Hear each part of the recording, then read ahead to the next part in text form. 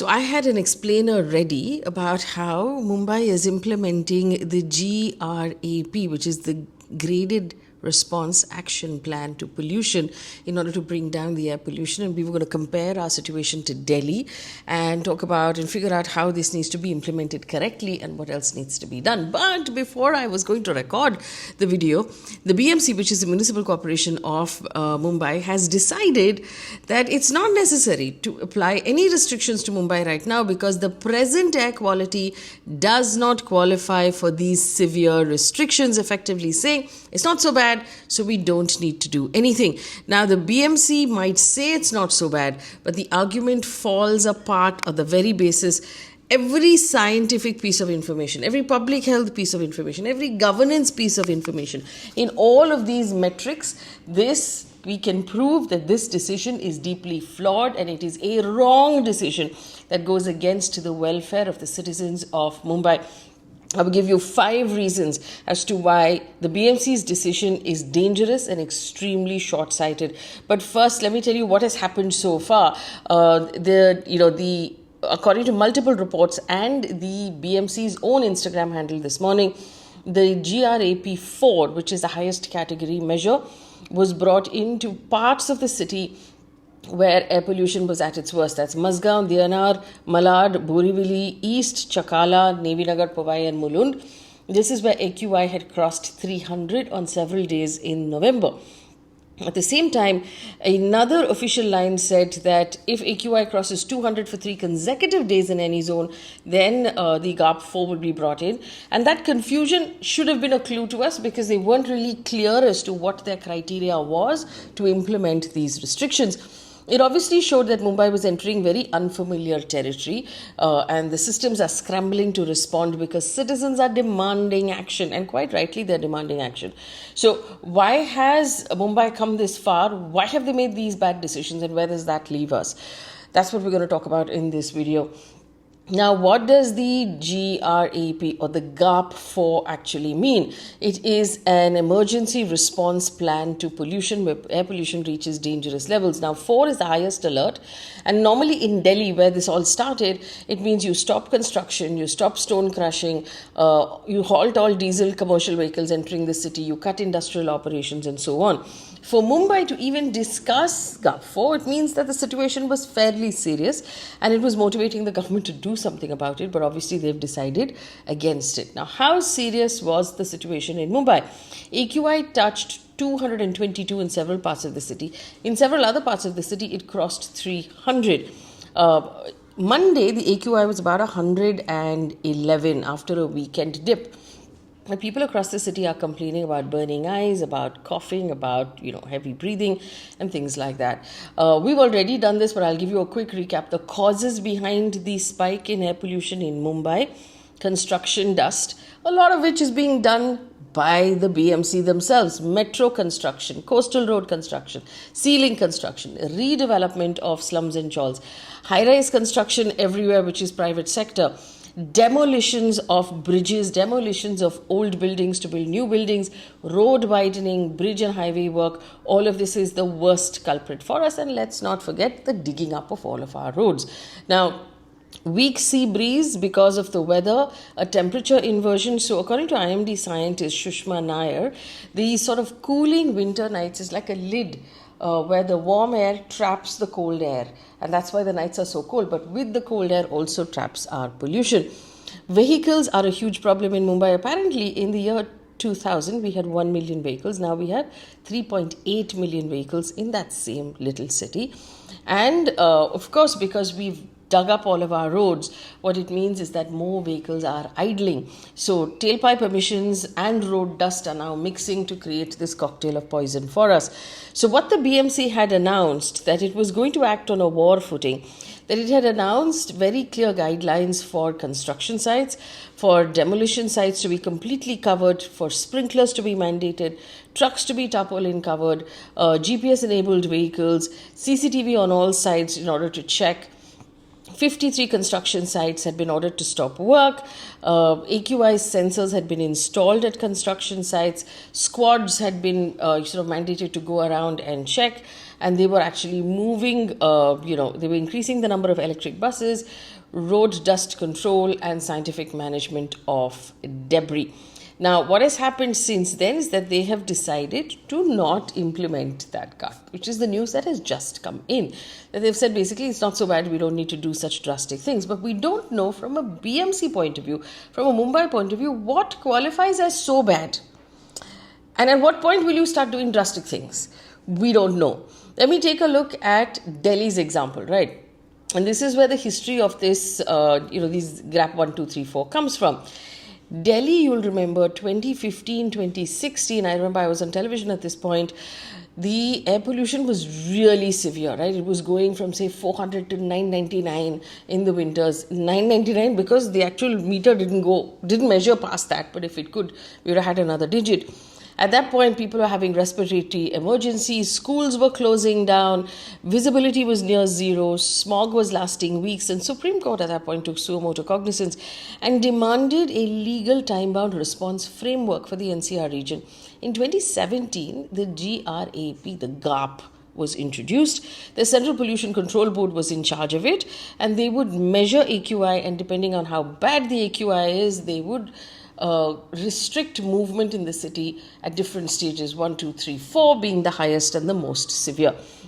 In 2021, the Commission for Air Quality Management, which is a new organization by the government, took over GRAP from the CPCB, from the Central Pollution Control Board, and they expanded it to include more preemptive measures. So they would say they would basically regulate industrial emissions, they would actually use forecasting methods and increase the penalties. So Delhi has had an 8-year sort of experience with this, with this graded response.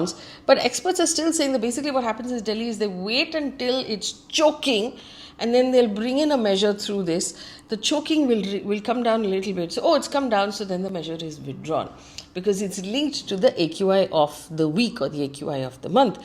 So it waits until people are breathing really toxic air and schools are affected and children are affected before actually taking any action. So there's been a lot of criticism of the fact that it doesn't work as well as it should. But in Mumbai, we don't care about that criticism. We've decided we will not try only. We're not going to do anything at all.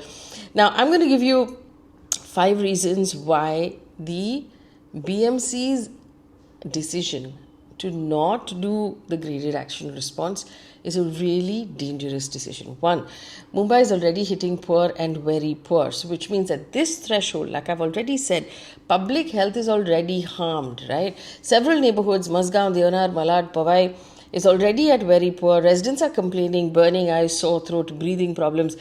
At this level, we are doing permanent damage to the lungs, the hearts, and the brains of children and of senior citizens. Permanent damage, irreversible damage has already begun.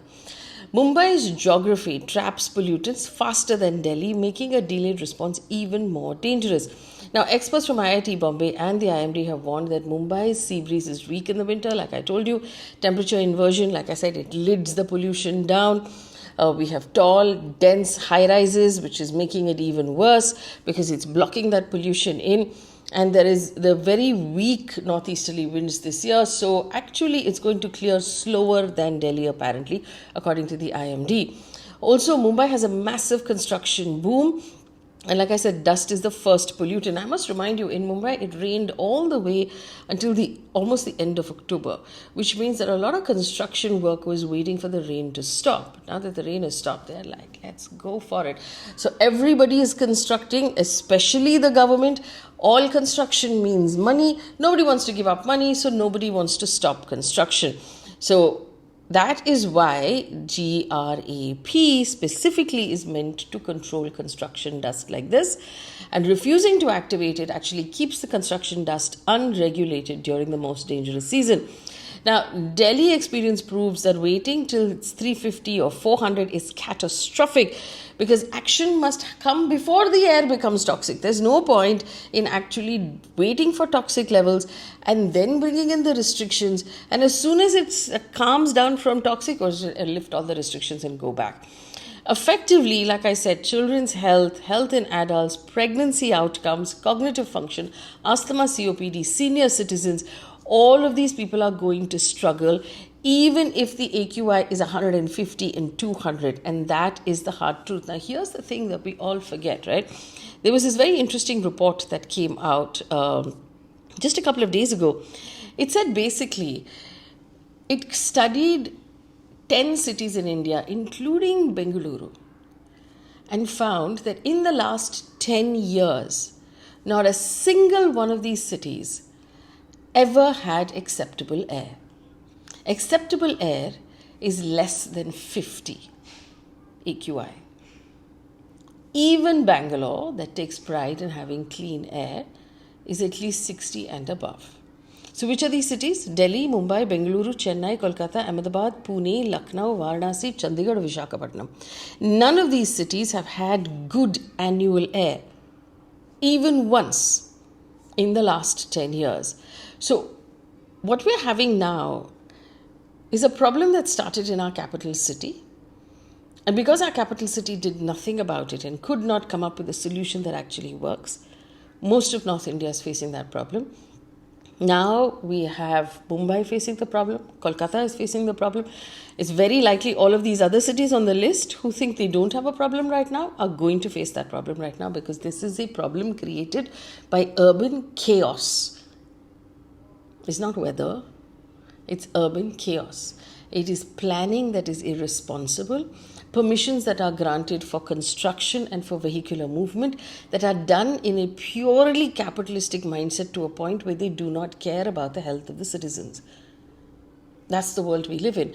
But governments must understand that when you do this and people fall sick, they put pressure on your own public health system. They put pressure on productivity because they don't come to work and they keep falling sick. It is the city itself that will suffer loss of income and money, which is the only thing we seem to care about. What does Mumbai need right now? Mumbai needs to shut all non-compliant construction sites. It needs to repair dug up roads as quickly as possible and put the dust away. It has to stop open waste burning. It has to do strict checks of diesel generators, nighttime surveillance of construction activity as well. And in the long term, and this is the other problem with how we deal with air pollution in India, we only actually start doing something about it in the 3 months that are really hard for us. But it will only work if we work at it all year round. China is a great example. So we have to move to cleaner fuels. We have to do low emission construction norms. We have to dust vacuum and actually plant plants and grass on the side of our roads so there's not so much dust. We have to do congestion planning in order to decongest some portions of our cities. And we have to actually forecast early warning methods so that we can start reacting faster. Now, this is where we are, and it's really sad.